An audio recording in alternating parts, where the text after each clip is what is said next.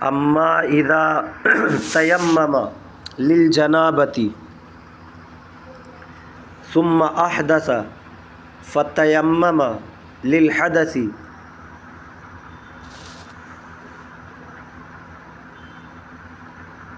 ثم وجد الماء فکذا فی الوجوہ المذکورۃ۔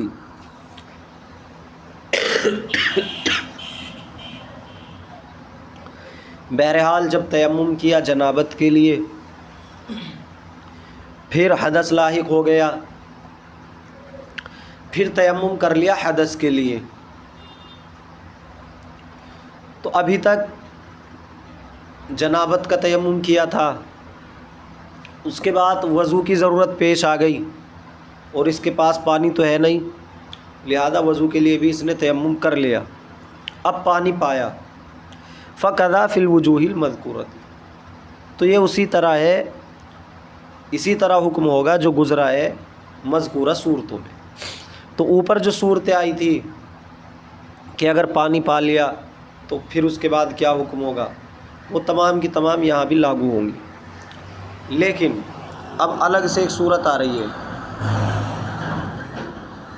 ابھی تک تو یہ بات تھی کہ دونوں چیزوں کا اس نے تیمم کر لیا تھا، جنابت کا بھی اور حدث کا بھی، چاہے جنابت کا پہلے کیا ہو چاہے حدث کا پہلے کیا ہو، لیکن دونوں کے لیے اس نے تیمم کر لیا تھا۔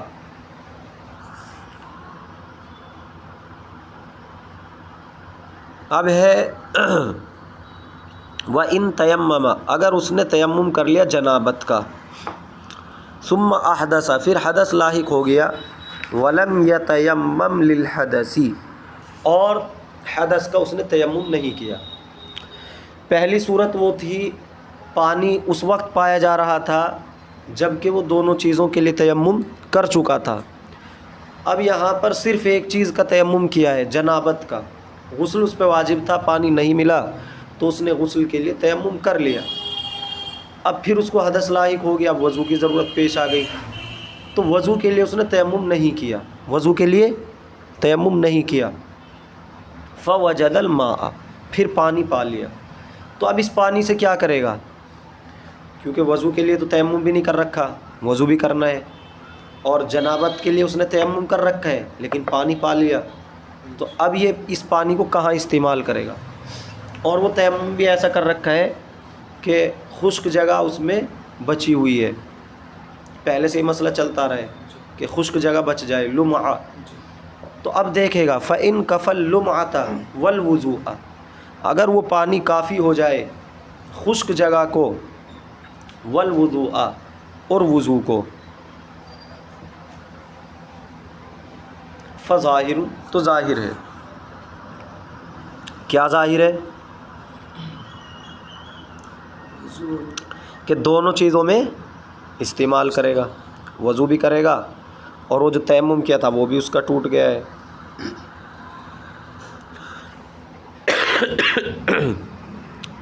تو جو یہاں پر حاشیہ لکھا ہوا ہے ظاہر پر، فظاہر ای حکمہ ظاہر، یعنی اس کا حکم ظاہر ہے، وہوا انتقاض تیممہ، اور وہ اس کے تیمم کا ٹوٹ جانا ہے، فی حق الجنابۃ، جنابت کے حق میں، ووجوب غسل اللمعۃ والوضوء، اور واجب ہو جانا ہے خشک حصے کا دھونا اور وضو کا کرنا۔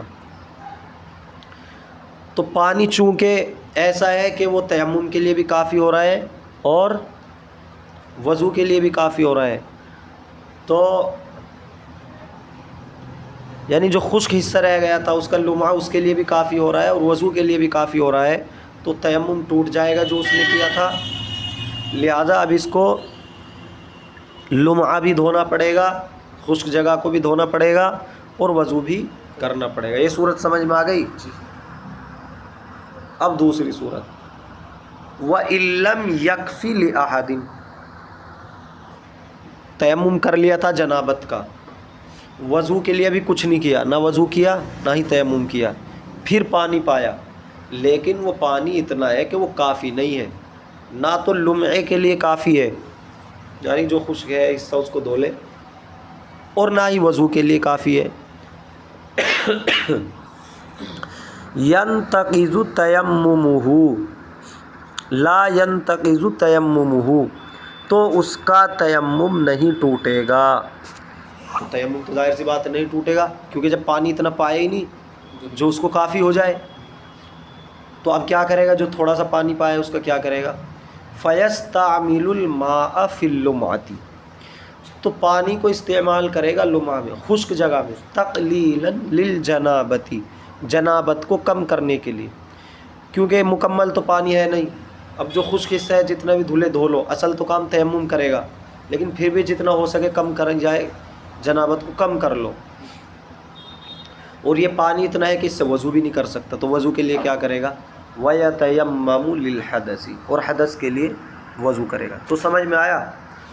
जनाबत के लिए तयम्मुम कर चुका था, हदस के लिए तयम्मुम नहीं किया था, वज़ू नहीं किया था, फिर पानी पाया और पानी इतना है कि वो काफ़ी नहीं हो सकता, न वज़ू के लिए काफ़ी हो सकता है, न उसके जनाबत के लिए काफ़ी हो सकता है।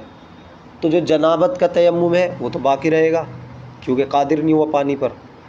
और जो वज़ू नहीं किया था वो भी इस पानी से नहीं कर सकता, क्योंकि उस वज़ू के लिए काफ़ी नहीं है। उस वज़ू के लिए क्या करेगा? तयम्मुम करेगा। तो अब दोनों चीज़ों के लिए तयम्मुम हो जाएगा। व इन कफ़ल लुमअता लल वुज़ूअ, और अगर इतना पानी पाया कि लुमए के लिए तो काफ़ी है लेकिन वज़ू के लिए काफ़ी नहीं है, इन तक़ज़ तयम्मुमुहु, तो अब उसका तयम्मुम टूट जाएगा। समझ में आ रहा है जी?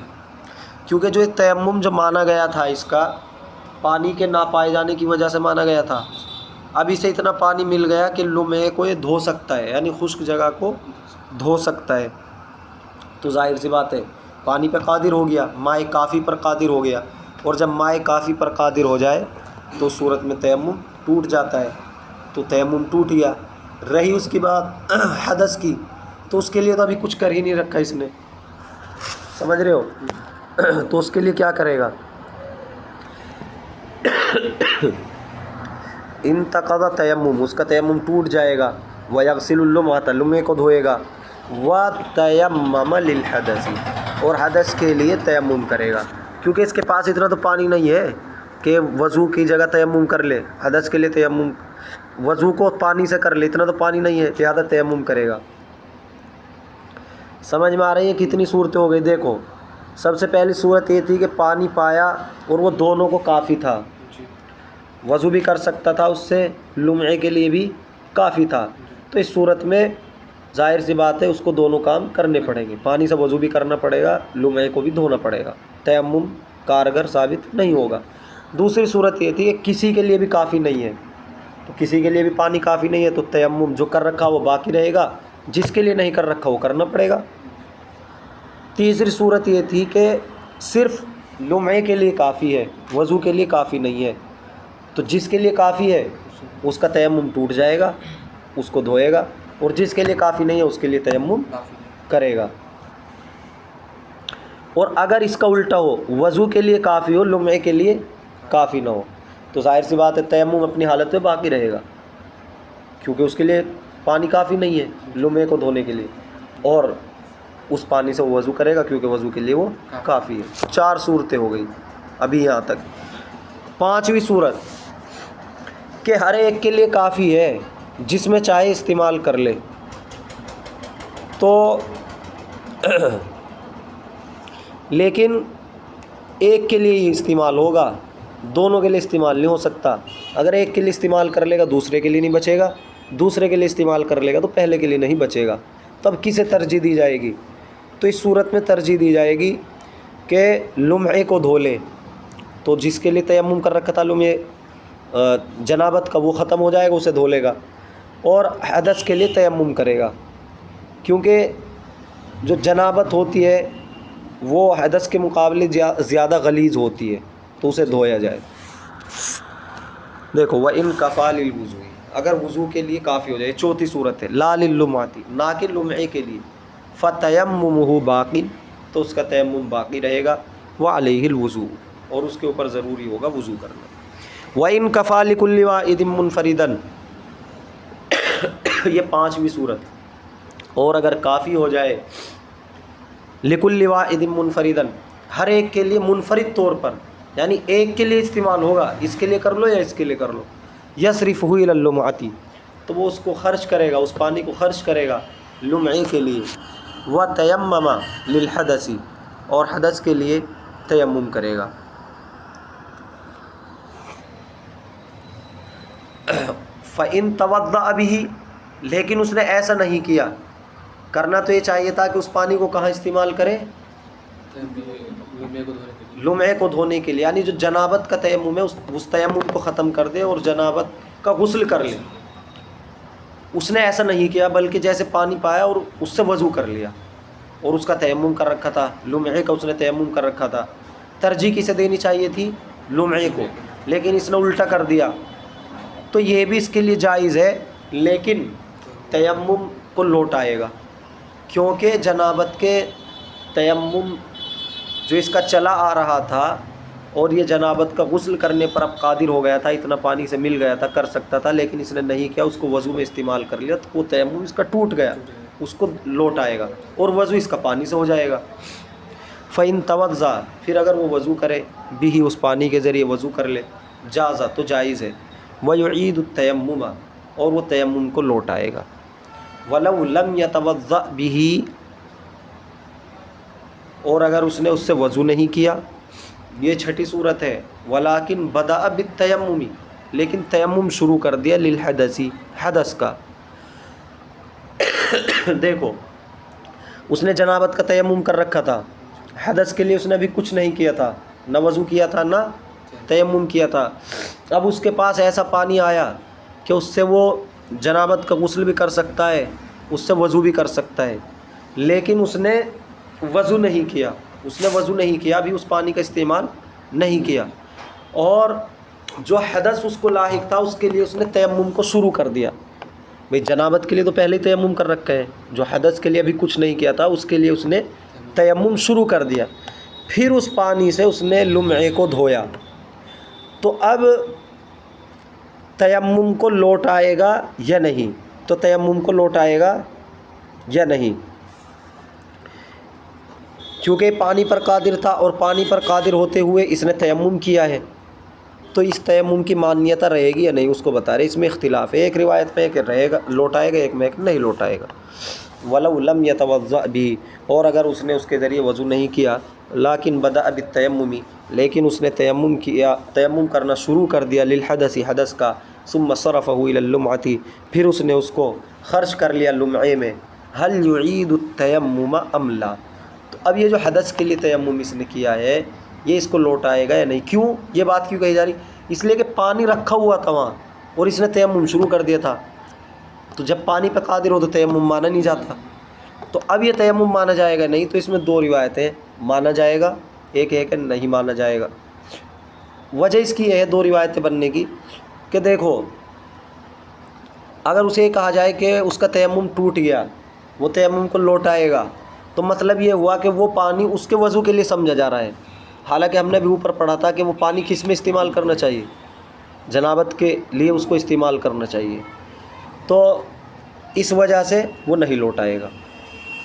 اور اگر یہ بات مان لی جائے کہ بھائی اسے اختیار تھا، چاہے وضو کرے چاہے تیمم کے لیے چاہے جنابت کے لیے اسے استعمال کرے غسل کے لیے، تو پھر لوٹ آئے گا، پھر یہ سمجھا جائے کہ وضو پہ قادر تھا. هل يعيد التيمم ام لا، ففي روایت الزیادات يعيد، تو امام محمد کی جو کتاب ہے زیادات، اس کی روایت کے اعتبار سے لوٹ آئے گا. وفی روایت الاصلی، اور جو مبسوط کی روایت ہے امام محمد کی اس کے اعتبار سے نہیں لوٹ آئے گا، لا. ثم انما يثبت القدرة اذا لم يكن مصروفا الى جهة اهم. اب یہاں پر یہ بیان کیا جا رہا ہے کب کہا جائے گا کہ پانی پر قادر ہے. یہ اس وقت کہا جائے گا جب کہ ایسی جگہ خرچ کرنے کی ضرورت نہ پیش آئے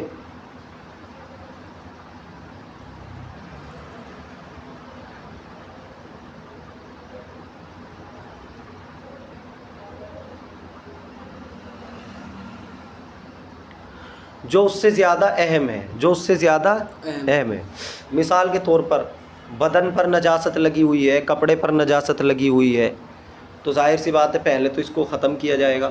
ہمارے پاس پانی ہے، ہم اس نجاست کو تو نہیں ہٹا رہے ہیں اور اس سے وضو کر لیں، تو نہیں. اب یہ ہم گویا کہ وضو پر قادر نہیں سمجھے جائیں گے, ہم پانی پر قادر نہیں سمجھے جائیں گے, کیونکہ وہ پانی کس کا مانا جائے گا؟ وہ اس نجاست کو دور کرنے کے لیے. اگر وہ نجاست کے دور کرنے کی ضرورت نہ ہوتی تب پانی پر قدرت سمجھی جاتی. سمجھ رہے ہو؟ تو اگر کوئی اس سے زیادہ اہم چیز پائی جا رہی ہے جس پر پانی کو خرچ کرنا چاہیے تو وہاں خرچ کیا جائے گا, اتنے تک قدرت نہیں مانی جائے گی. انما یثبت القدرت, پھر قدرت ثابت ہوگی اذا لم یکن مصروفا, جب کہ وہ خرچ نہ کرے الی جہت اہم, کسی اہم جہت میں, حتی اذا کان علی بدنہ, یہاں تک کہ جب اس کے بدن پر, او ثوبہ, یا اس کے کپڑوں پر, نجاست, کوئی نجاست ہو. اور نجاست کیسی ہو؟ نجاست جو بڑی نجاست, ہاں نجاست غلیظہ. تو اس صورت میں کیا کرے گا؟ یصرف الی النجاست, تو اس کو خرچ کرے گا نجاست میں, نجاست کی طرف اس کو پھیر دے گا, یعنی خرچ کرے گا.